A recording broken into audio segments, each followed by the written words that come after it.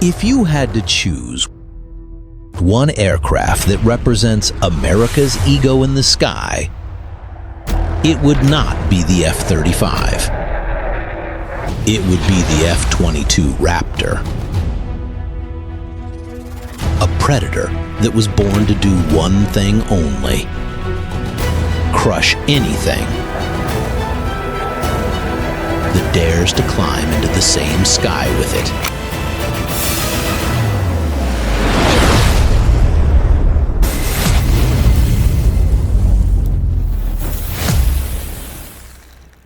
From the day it appeared, it has never been sold to a single ally.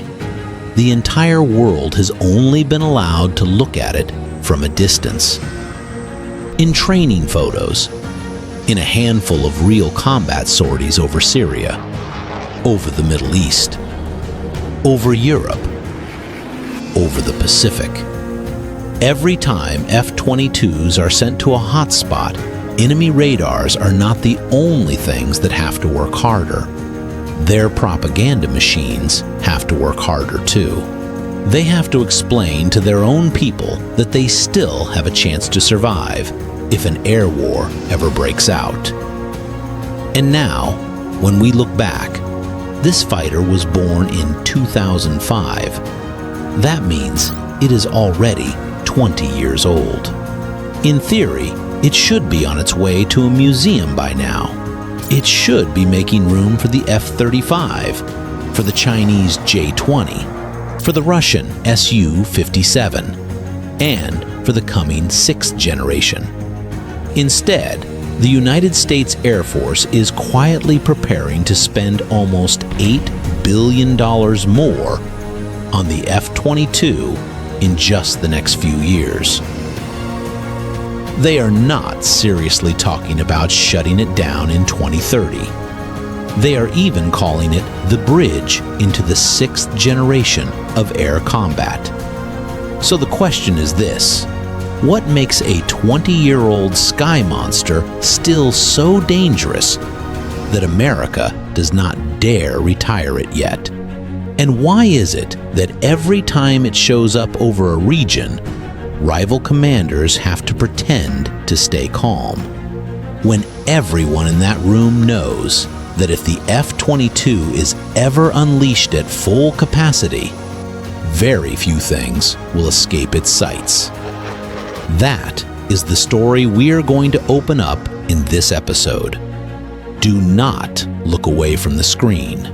We are going to bring you the latest information on the F-22 and explain why this old American sky monster is still a benchmark that no other fighter can confidently say it has surpassed. F-22, the monster America never shared with its allies. Before we talk about all the new upgrades, we have to look this monster in the eye and ask what it really is. In real life, the F-22 does not look gigantic. It is about 19 meters long, a wingspan just over 13 meters, a height a little above 5 meters. But inside that not-so-huge airframe are numbers that give the rest of the world a headache. 2 Pratt & Whitney F119 engines, each one pushing around 35,000 pounds of thrust, almost 70,000 pounds total for the jet. To make it easier to picture, an old F-15C engine is only about 29,000 pounds. An F-16 sits even lower. The F-35 uses the F-135 powerful at around 43,000 pounds. But that is just one engine. The F-22 carries 2 F-19s on its back, bolted to a relatively compact airframe, so the feeling of acceleration is like strapping a small passenger jet engine to the back of a single fighter. Thanks to those 2 engines, the F-22 can sprint up to around Mach 2, more than 2,400 kilometers per hour at altitude. More importantly, it can supercruise around Mach 1.8 without using afterburner. The F-35 usually sits closer to Mach 1.2 in supercruise. The F-15, or Su-35, can be very fast with afterburner lit, but they cannot stay supersonic for long while remaining as quiet in the infrared spectrum as the F-22. So try to imagine this: a fighter coming at you at supersonic speed, no big afterburner flame screaming out the tail, fast, harder to pick up on infrared sensors. How exactly are you planning to dodge that?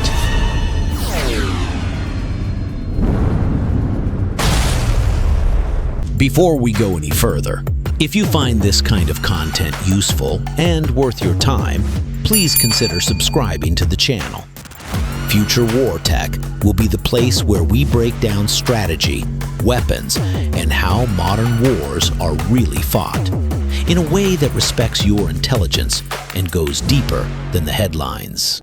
Now to the weapons. In a pure air-to-air configuration, the F-22 hides all of its weapons inside 3 internal bays, nothing hanging under the wings. At a glance, it looks almost clean. But inside that smooth-looking fuselage sit 6 AIM-120 AMRAAM beyond visual range missiles. Each one is basically a guided computer that hunts on its own. In the nose, it carries an active radar seeker. It can switch itself on in the terminal phase and lock the target by itself. The F-22 does not have to keep its radar pointed at the enemy until the very last second, like older fighters did. In the first phase of flight, AMRAAM takes guidance commands over a data link from the F-22. It flies an energy-efficient trajectory, climbing, then diving, holding as much speed as it can. When it enters the so-called no-escape zone, the active radar seeker wakes up and locks hard onto the target. If the enemy pilot tries to pull hard, brakes hard, or throws up jamming, AIM-120 just keeps correcting its path, closing in. When it gets close enough, the proximity fuse fires. It does not have to stab straight through the middle of the aircraft. Just passing a few meters away is enough. The warhead and the steel casing fragments turn into a cone of high-velocity shrapnel, tearing wings, smashing the cockpit, or shredding the engine section. On the F-22's radar display, it is just one clean burst of light. For the aircraft on the other side, that is the end of the flight.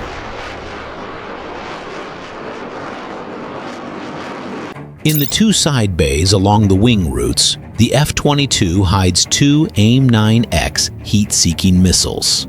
This is the killer for close range. The Seeker is an imaging infrared sensor with high resolution. It can actually see the shape of the heat source, not just a bright blob. It can tell engine exhaust from decoy flares. AIM-9X also has high off-bore sight capability. You do not need to point the F-22's nose straight at the target. As long as the target sits inside the Seeker's field of view, the pilot glances over, cues it with the helmet display, locks the target, and squeezes the trigger. The missile jumps off the rail. Thrust vectoring in the tail lets it pull brutal turns immediately after launch.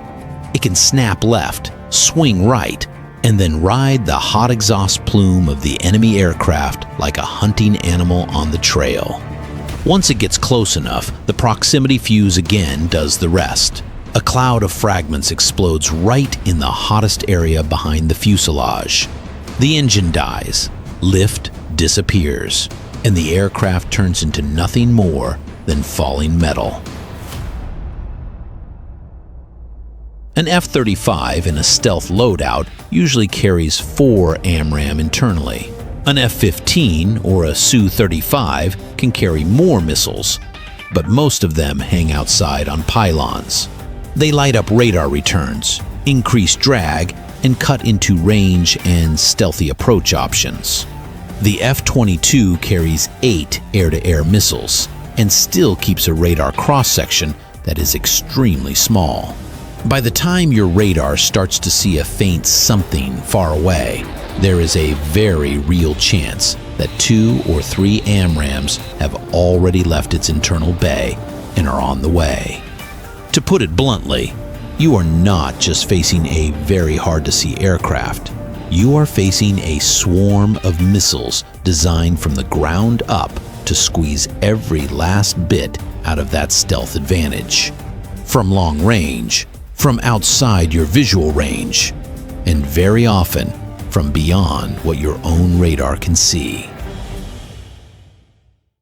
When it has to hit ground targets, the F-22 can carry 2 1,000-pound JDAM guided bombs internally. JDAM is basically a smart brain bolted onto a dumb freefall bomb. Add tail fins, add GPS and inertial navigation, and that simple falling block of explosives turns into a weapon that can bend its path and drive itself onto pre-programmed coordinates. From a safe altitude, the F-22 just opens the bay, drops the bomb, and lets the JDAM guidance kit handle the rest. The miss distance is usually only a few meters. 1,000 pounds, more than 450 kilograms of explosive is enough to erase a command building, a munitions depot, or a critical industrial hall. All while the aircraft that delivered it stays as stealthy as possible because everything is tucked away inside the belly. And even while doing that strike mission, the F-22 still has room for 2 AIM-120 and 2 AIM-9 inside to defend itself if the sky suddenly turns hot. One platform that can launch a hunt for enemy fighters in the air and quietly drop precise bombs on ground targets while still staying as invisible as it can. Do you really think the U.S. Department of Defense is going to let something like that retire easily? So what about the nervous system inside this monster? The AMRAAM radar is an active electronically scanned array. It can change its waveform and scan direction extremely fast. Combine that with a ring of sensors around the airframe and a powerful sensor fusion system that pushes all that information in front of the pilot as a processed picture of the battle space. An F-22 pilot does not just see a single blip on a scope. They see who is where, who is flying in which direction, who is friend and who is foe. And in a split second, they can decide who is going to disappear from the sky first. In a moment, we are going to dive deeper into the new generation infrared sensors, the IRST pods, and the stealthy drop tanks being wired into this brain. But even in the basic configuration, the world already knows. The F-22 is already a combined package of stealth, supercruise, thrust vectoring, and sensor fusion. Like 4 layers of armor wrapped around a single assassin. Now add one more psychological layer. All of that belongs only to the United States. F-15, F-16, F-35 all fly in many different air forces. Allies fly them. Rivals have years to watch them, study them, analyze them. The F-22 was never sold to a single ally. No foreign air force has ever been allowed to touch its stealth coatings, its radar, its materials, or the full sensor suite inside. So put yourself on the other side for a second. You are a fighter pilot or an air defense officer facing the possibility of an F-22 showing up. You have trained for years against F-16 and F-35 in your scenarios, but with the F-22, all you really have are some photos, a few airshow clips, and rare short appearances near your borders. How do you know when your radar will be close enough to finally see it? And how do you know whether its missiles have already left the bay from far beyond that point? Fewer than 200 were ever built. Some have already been lost in accidents. Only about 143 are fully combat configured today. The number is so small that each aircraft is practically a strategic asset on its own. So why is the United States so determined to keep everything about it this tight? Why are they willing to walk away from export money that they happily take with the F-35? What exactly are they hiding inside this monster beyond the things the world already knows? And more importantly, if this so-called old version is already this terrifying, what will all the silent upgrades over the next few years turn it into in the skies of the 21st century? In the next part, we will move forward to the front line. We will look at the moments the F-22 was pushed out to the edge, the places where it showed up and forced the other side to think twice. And from there, you will understand more clearly why every time the name Raptor is written next to a hot spot on the map, the political temperature in that region quietly goes up a few degrees.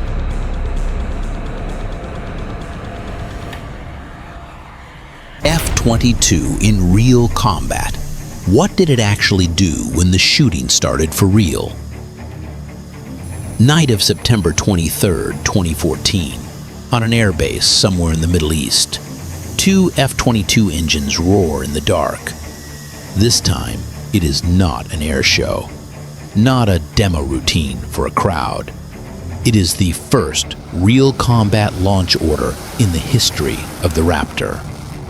The target is not a random truck convoy in the desert, but a high-value node deep inside Syrian territory, part of the ISIS command and logistics network near Raqqa at that time. The F-22 climbs quietly to high altitude, keeps its electronic signature as silent as possible.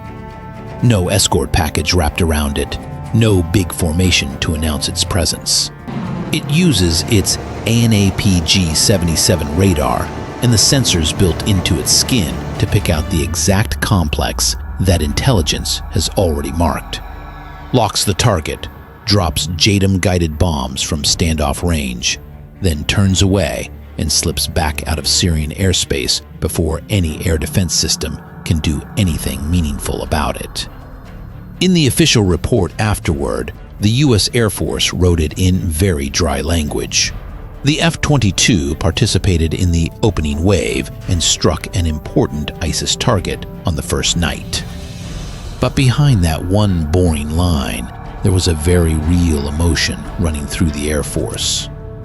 A platform born to fight Russian and Chinese fighters steps into real war for the first time, and it does not just survive. It proves in one flight that it can play the role of a long-range precision striker in one of the most crowded and complicated airspaces on Earth at that moment. In the years that followed, the Raptor flew hundreds of sorties over the Middle East in Operation Inherent Resolve, sometimes suppressing air defenses, sometimes providing a shield over other strike packages, sometimes hitting carefully selected nodes in the ISIS network. The fewer pictures were released, the stronger the psychological effect. Because everyone knew it was there, but very few people really knew what it was doing above their heads. Then came more tense moments. No longer insurgents, but the air force of another major power. Over Syria, F-22s have crossed paths with Russian aircraft many times along the Euphrates River, where both sides drew an informal line to divide their areas of operation. When Russian Su-25 or Su-24 strike jets flew close to what the U.S. considered its safe zone, the F-22 would sometimes appear as if out of nowhere, cut across the nose, pop flares, or simply sit in a position that put the other pilot at a clear disadvantage. If you are that Russian pilot in that moment, Do you really want to be the first person to turn that encounter into a real dogfight with an aircraft you can barely see on your radar?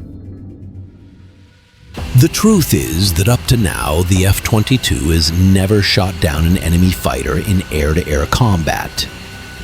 But there is another truth that sits right next to it.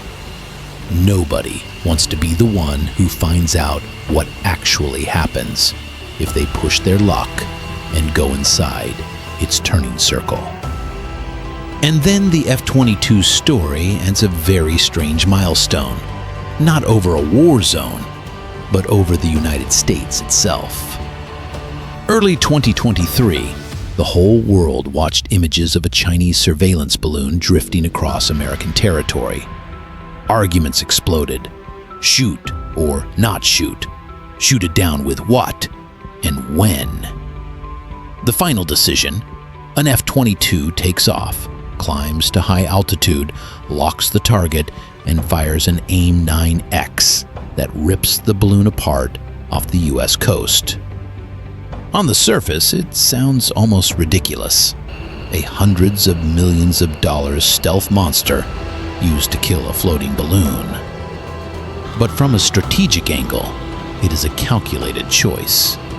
They picked the F-22 because they wanted a shot that was as close to guaranteed as possible.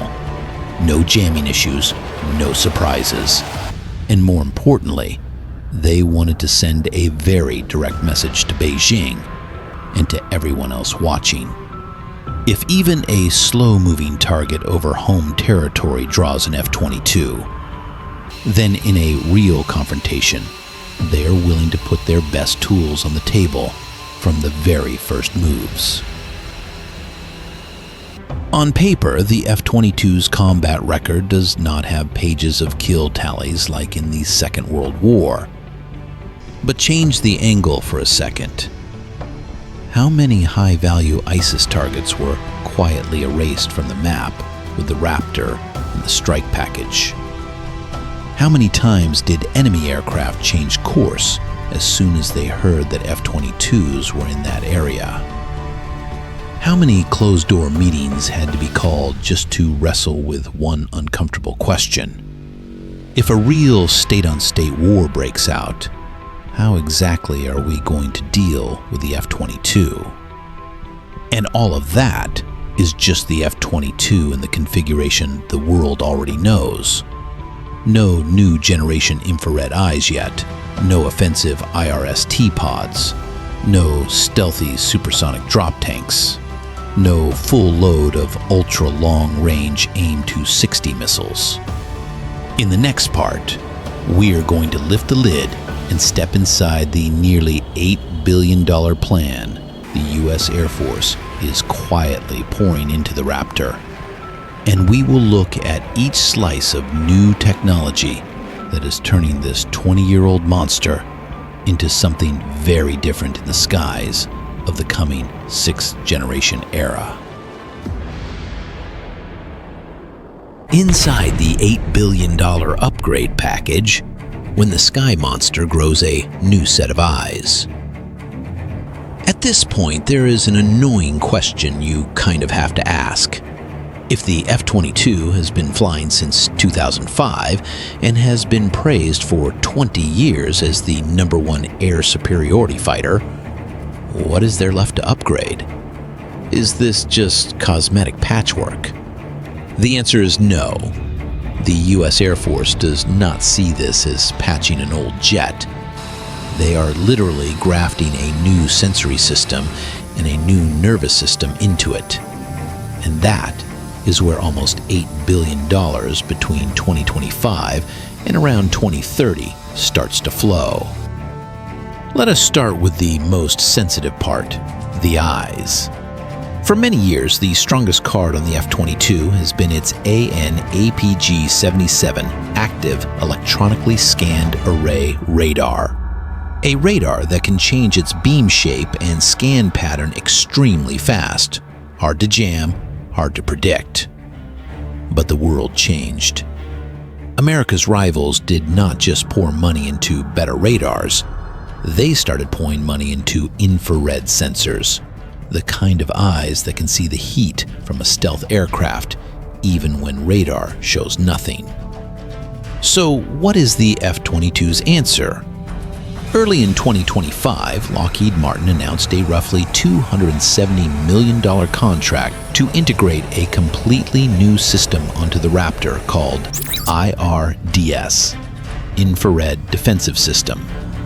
In simple terms, this is a ring of TAC-IRST infrared sensors distributed around the fuselage. They do not transmit like a radar, they just listen and look at heat.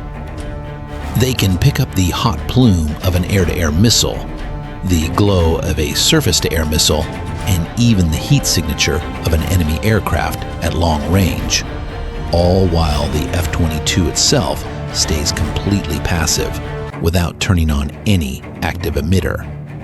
If the radar is like a flashlight shining outward into the dark, IRDS is like a pair of eyes that can see in the night without ever switching on a light. You might ask, what is so special about another missile warning system? Every modern jet has one. The difference here is in density and in how it is wired into the brain. IRDS is not a few isolated little receivers. It is a network of sensors tied directly into the F-22's sensor fusion core. Infrared data, radar data, data link data, all get fused into a single picture in front of the pilot. When a strange heat trace appears at the edge of the battle space, the pilot does not just know that a missile or aircraft is coming. He knows where it sits in the overall tactical picture, what to prioritize, whether to evade or to shoot first. And that is only the defensive layer of eyes. What about the attacking eyes? In parallel with IRDS, Lockheed has been flying a series of test missions with F-22s carrying strange pods under their wings. Those are IRST pods, Infrared Search and Track, Offensive Infrared Hunting Systems. If IRDS is the defensive ring of sensors glued to the skin, then the IRST pod is a pair of binoculars for hunting, with a larger aperture and a more flexible scan pattern. The advantage of IRST is simple. It can detect stealth aircraft just from their heat, without ever turning on a radar. Now, picture a future sky full of Chinese J20, Russian Su57, American and Allied F35, all trying to stay invisible to each other's radars. Who owns the initiative in that kind of fight? The side that can see best in infrared. The U.S. Air Force understands that very clearly, and that is why they are using the F-22 as a test bed for new IRST configurations. Some of that technology will later flow into the 6th generation F-47, but while the world is waiting for those jets, the one that benefits right now is the Raptor. But seeing farther is not enough. The F-22 also has to fly farther. One of the Raptor's biggest weaknesses since day one has been its combat radius when it has to stay fully stealthy. Hang big fuel tanks under the wings and it can fly longer, but its stealth degrades sharply. The Air Force decided to attack that weakness head on.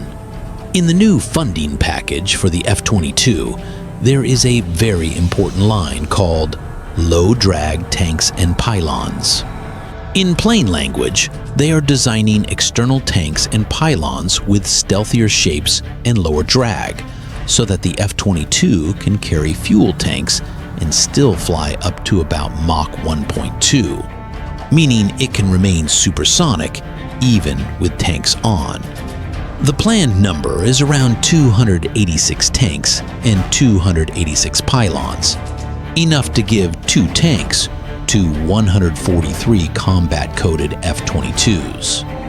The key point is this: when the jet needs maximum stealth, it can still punch off the tanks and go back to a clean configuration. But during the long ingress phase, it is no longer as constrained by range as it used to be. Now, tie everything together. A F-22 in the early 2030s can take off with stealthy tanks, stretch its legs to reach a distant theater, jettison the tanks, slip in clean, use IRST to detect enemy stealth aircraft, use IRDS to dodge surface-to-air missiles, and feed all of that sensor data into an open architecture software backbone, Open Mission Systems, that lets new features be coded and deployed far faster than on the original jet. On the weapons side, it starts getting the AIM Su57 JATM, the Joint Advanced Tactical Missile, a new, very long-range air-to-air weapon built specifically to counter China's PL-15. If the old slogan of the F-22 was "First look, first shot, first kill," then this upgrade package is basically an attempt to stretch those three words out for at least another decade. Of course, not every F-22 gets the full treatment. The current plan focuses on around 142 Block 30 and Block 35 jets, the main combat aircraft, younger airframes that already have the hardware backbone needed to accept new sensors and weapons. The rest, a little over 30 older Block 20 jets, sit in the middle of a very nasty argument. Do you pour more money into upgrading them, or accept that they retire and focus everything on the younger fleet? But maybe the scariest thing about the F-22 is not its specs or its fleet size. It is the information fog it creates for the person on the other side. The opponent never really knows which year of F-22 they are facing. 20 years ago, the Raptor was rolled out as a symbol of the future. 20 years later, it is being upgraded again to keep sitting on top of the air superiority throne. How long do you think the F-22 should be kept in service? And if you had to pick one single fighter that truly deserves to face the Raptor head-on in tomorrow's sky, which aircraft would you name? This is Future War Tech, where we dissect the weapons quietly shaping the future of warfare. See you in the next episode.